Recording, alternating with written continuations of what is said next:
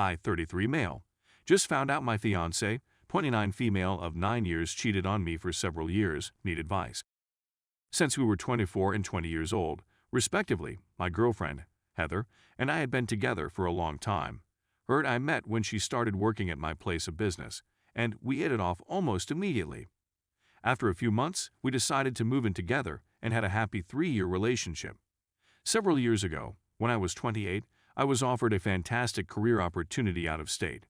It came at an excellent time since our lease was about to expire, so I took the offer. While Heather had originally intended to join me, she chose to stay behind to aid her family in caring for her elderly grandma. I appreciate her decision. After her grandmother passed away, she was burdened with a slew of extra family responsibilities that prevented her from permanently joining me. My absence from the country lasted over 4 years, but we maintained a long-distance, what I felt to be, committed relationship during the time I was away, with her sometimes living with me for many months at a time.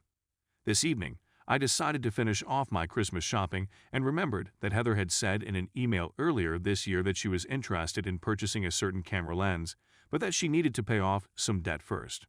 But even though I didn't have access to that email account anymore, I thought I'd do what a wonderful lover would do and find a way to give her the expensive gift I knew she'd like.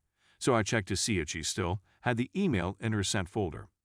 I didn't think it was an invasion of privacy since we were living together again and sharing everything, but I subsequently learned that she had been cheating on me for almost the entire time I was away.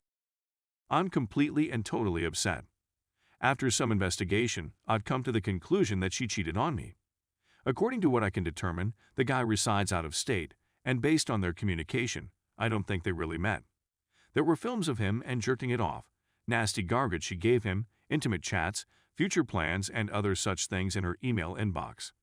What frustrates me the most is that she has retained screenshots and audio recordings of Skype conversations and other activities that they have engaged in. For what reason I am not sure, but it is clear to me that she previously had a romantic interest in this person, which I find disturbing. It seems that their relationship ended at least a year ago, after spending the previous 5+ hours obsessively looking through all of her personal information while she sleeps like a dirty monster. That makes logical, given the fact that it happened not long after I returned to the city. Now that I'm aware of everything, it all seems so obvious, and I feel like a complete stupid. Only when she was too drowsy to communicate or too preoccupied with family concerns did she engage in conversation with that jerk. I'm completely at a loss on what to do. We just recently moved into our new house together this summer. We have dogs together, our finances are all connected. We're traveling in a few days to spend a week with my family for Christmas, and then a week with her family, and our wedding is set to take place in the fall of next year. In the world, what exactly am I expected to do? Is it feasible that counseling will assist us in overcoming this situation? It makes me wish I hadn't found out about this since it would wreck my whole life, but I also know that I will never be able to look at her the same way again. So, should I just complain about it in secret for the next several weeks in order to prevent destroying our family's Christmas celebrations, and then deal with it later? Even though I loathe my fiancée right now, she's been everything I've ever loved for the last 9 years, and if there's a way to make this work, I'm willing to try. I just don't know how I'll ever forget the conversations they had. I'm angry right now, but I don't want to make any rash decisions. Update. While writing the Reddit post, I started drinking, and after continuing to drink while reading your guys' comments, I was in no position to drive anywhere, so I elected to crash on the couch. I was able to get in touch with my boss first thing in the morning, and he was kind enough to enable me to begin my Christmas vacation 2 days earlier than planned. The fact that an issue had occurred that would entail my canceling my wedding was all I needed to tell him, and he didn't want any more explanation on my part. As my fiancée got ready for work and departed for work, I pretended to be asleep on the couch. She tried to wake me from my sleep in order to inquire about the booze/couch/work situation, but I pretended to be weary and whispered that I'd send her an email later. As soon as she departed, I went to work to acquire printer ink and a new flash drive. I dashed to our local store, then to our local bank to transfer half of the funds from our joint checking/savings account into my personal account. In my apartment, I printed off multiple of her harmful conversations/screenshots, as well as a few still images of that guy jerking off, and placed them all on a flash drive, along with other photographs, films, audio recordings, and other materials. I was able to arrange for the cancellation or transfer of several of our credit cards, insurance policies, and other financial assets into my sole name, which was quite helpful. We are fortunate in that we pay off our credit cards on a monthly basis, so shutting them was not a concern. As ludicrous as it may seem, one of the most important things on my mind was the well-being of my two dogs.